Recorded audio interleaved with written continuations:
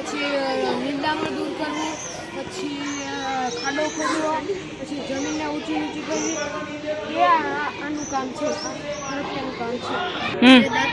આનું નામ ખપારી છે. આ જમીનને ઊંચી નીચી કરવા અને ચારાને ભરવામાં કામ આવે છે અને તે આંબાના પાનને પણ દૂર કરવામાં મદદ કરે છે. આનું નામ દાતરડું છે. આ આપણે ગાયોનો ઘાસ કાઢવા માટે અને નિંદામણ દૂર કરવા માટે કામ આવે છે. દાતરડું કહેવામાં આવે છે અને જે નિંદામણના જે છે તેને દૂર કરવામાં આવે છે. આ છે ત્રિકોણ. આનો ઉપયોગ ખાડા ગાળવા, મોટા પથ્થર કાઢવા જેમાં થાય છે. કુવાડી વિશે કહ્યું.